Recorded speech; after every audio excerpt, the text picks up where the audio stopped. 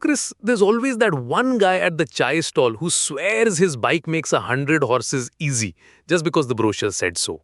Oh, mate, that's the same guy who'll tell you his fuel efficiency doubled after he fitted a louder exhaust. Exactly. So when the Bear 650 rolled into our garage, we decided to skip the chai gossip and get straight to the truth. No myths, no, my friend's cousin said, just pure numbers. And that's where the dyno comes in. Stick the bike on the rollers, fire it up, and let science do the talking. No hiding behind glossy spec sheets. Yep. On paper, Royal Enfield says this 648cc parallel twin is good for 47 bhp and 52 Nm, same as the Interceptor and GT650. But as any seasoned rider knows, what's printed is crank power. What you feel on the road is real wheel power, and that's always a bit less. Bit less, yeah, because some of that oomph gets lost in the gearbox, chain, and all the bits spinning between engine and tire, usually around 8 to 12%. So we strapped the Bear down, rolled the throttle, and well, the numbers made us grin. But I'll keep that reveal for the next part because trust me, it's not just about how much power it makes, it's about how it delivers. The Bear 650's dyno run gave us 41.8 bhp at the rear wheel, right around 7,000 rpm. Which is bloody good, mate. That's about a 10–11% drop from the brochure number. Completely normal for a chain-driven bike. Exactly. And torque? 46.5 Nm at just about 5,000 rpm, which means you're getting that strong pull nice and early, not hunting for it near the red line.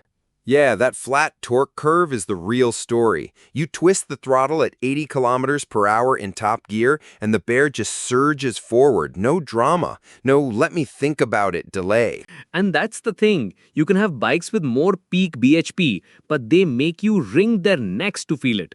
The Bear's power is usable, whether you're loaded with luggage, two up, or just having a lazy Sunday cruise. It's basically saying, relax, mate, I've got this, no matter the situation. Exactly.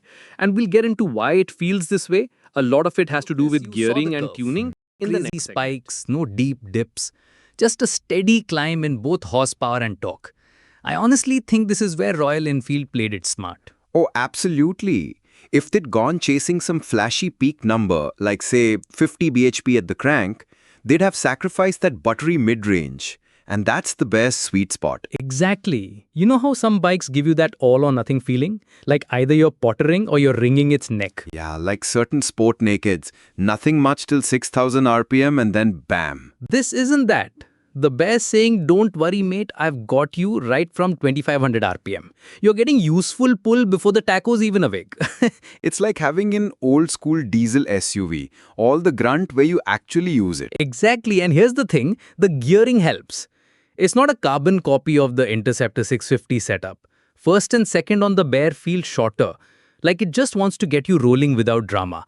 Even with saddlebags, pillion, and a bit of hill to climb, it's still eager. Yeah, I noticed that when we tested it two up. No clutch slipping panic at a steep incline. Just ease the throttle and it goes. And then once you hit third and fourth, it mellows out. Those are your highway gears. Sit at 90–100 km/h in sixth, and it's just relaxed. Engine sticking over, barely breathing. That's the part that surprised me most. I was expecting more buzz through the bars, especially at triple-digit speeds.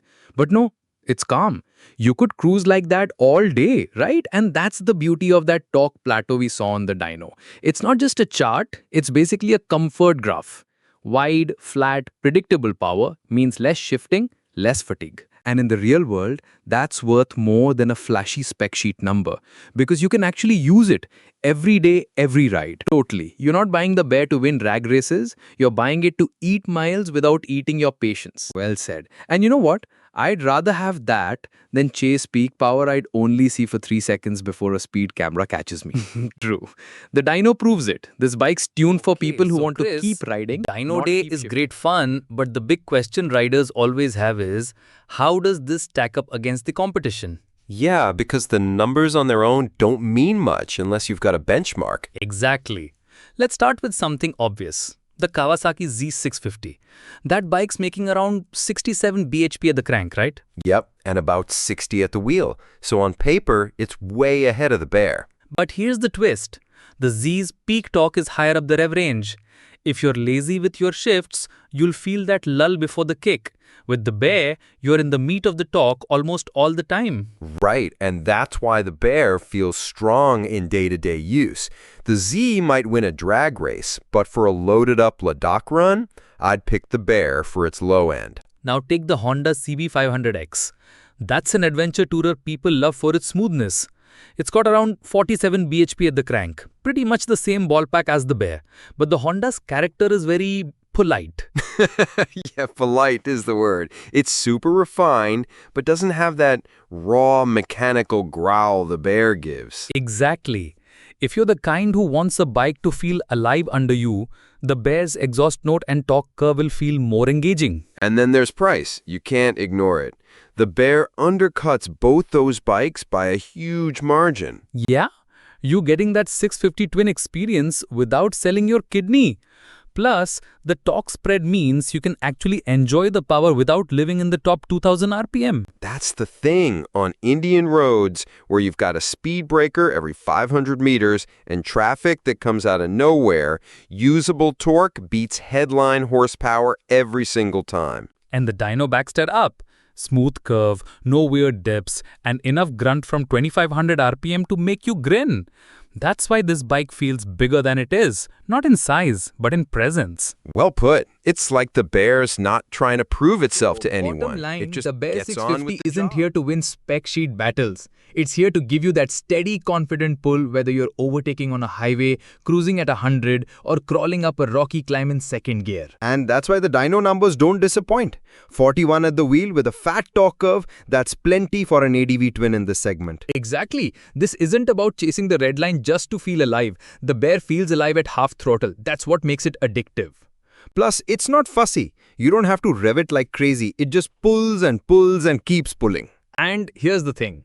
When you're out there in the middle of nowhere, loaded up with gear, maybe a bit tired from the ride, you're not thinking about peak horsepower. You're thinking, will my bike do exactly what I ask without a fuss? And the Bear's answer is a big thumping yes. Yeah, and with that exhaust note, you'll still be smiling while it does it. So my verdict, the dyno says the Bear is honest, the road says it's usable, and my gut says it's one of the most balanced RE twins yet. Couldn't agree more. All right, folks, that's it for today's Dyno Deep Dive. If you've got questions about the Bear 650's performance or want us to compare it to something specific, drop it in the comments. And if you want us to strap your bike on the dyno for a feature, bring it over, but fair warning, if it's a 100cc commuter, we're still putting it on just for laughs. We totally would. Until next time, ride safe, ride far, and keep that thump alive. This is Man Machine Garage, signing off.